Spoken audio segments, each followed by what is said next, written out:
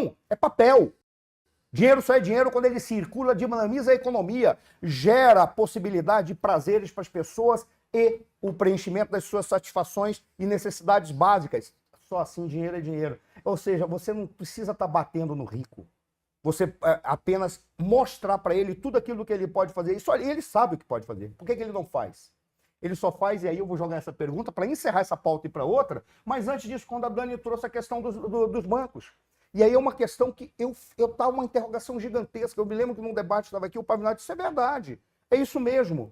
Ora, aquilo que foi dado para os bancos, o direito de extrajudicialmente retirar a moradia.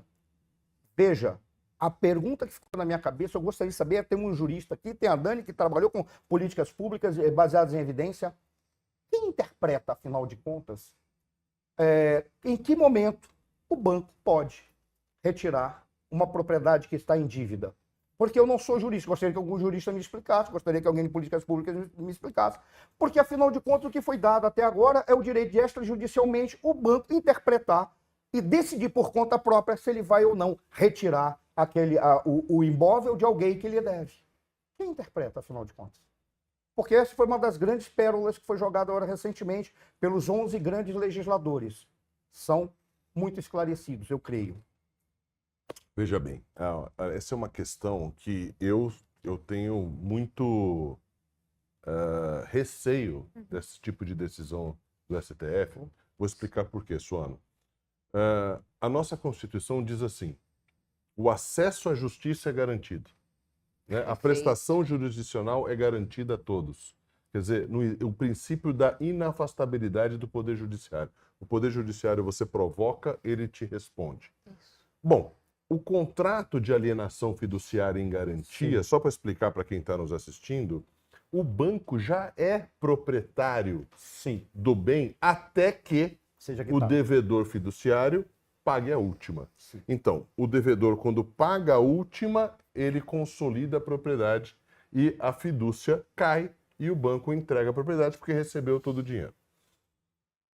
A questão não é o banco ter a propriedade ou não. Sim. A questão é tomar a decisão como poder de império sozinho, como se fosse o juiz. E porque o que vai causar isso, Dani? Ao invés do banco, que tem um lobby maravilhoso em Brasília e conseguem tudo, dizer assim, olha, precisamos alterar a lei processual, porque quem não paga para mim o crédito que eu dou, eu tenho que tomar rápido. Aí tudo bem. Então você facilita o trâmite processual e devolve o dinheiro com uma multa a quem deixou de pagar.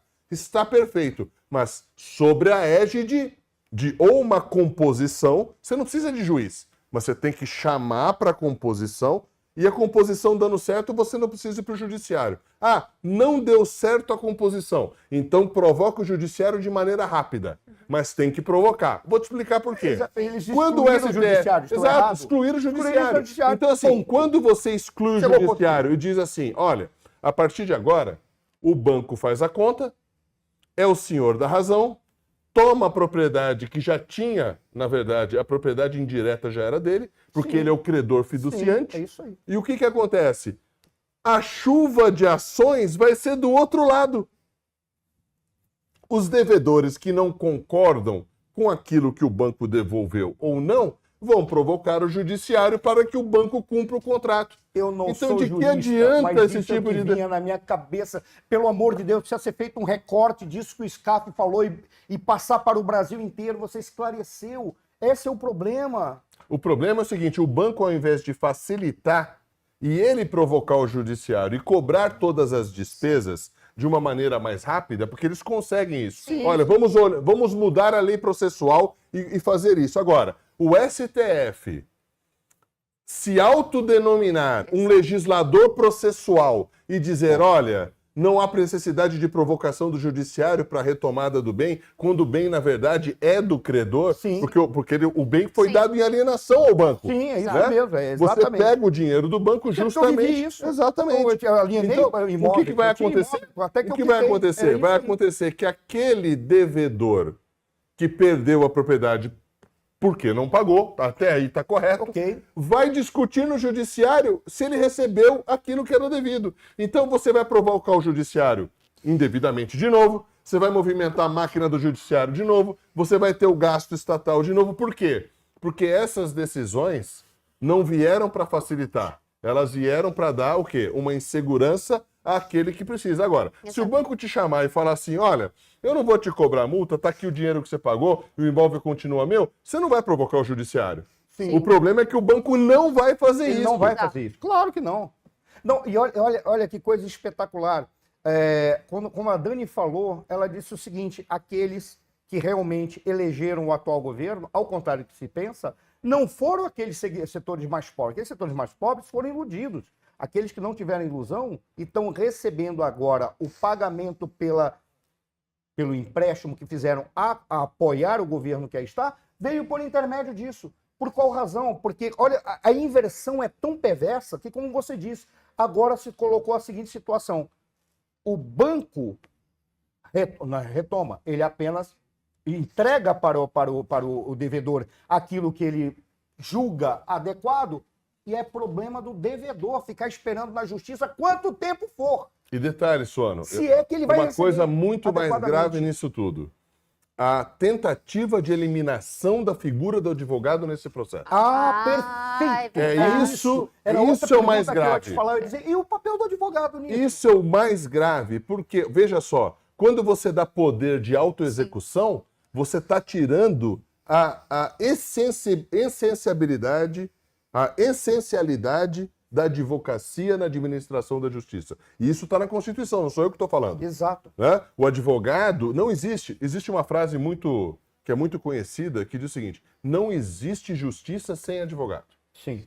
Né? O advogado que leva a tese para a justiça acata a tese ou não.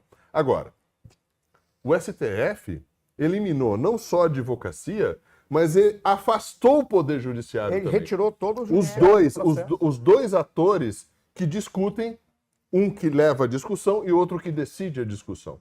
Agora, a OAB não se manifestar firmemente e fortemente contra uma decisão dessa, é porque a OAB está extremamente fragilizada, não tem força para peitar um assunto desse e garantir uma prerrogativa da advocacia, que é de discutir o que bem entender, e é essencial que o advogado participe de uma discussão que envolve, nesse país, acho que 500 a 1 trilhão de reais que você tira da advocacia e do judiciário, como se o banco fosse, olha, deixa que o banco resolve tudo. Eles têm o jurídico botar deles. o Davi e Golias dando a pedrinha pro Davi. O banco tem todo o conhecimento, ele resolve tudo, ele faz a conta lá e tá tudo bem. Mas eu vou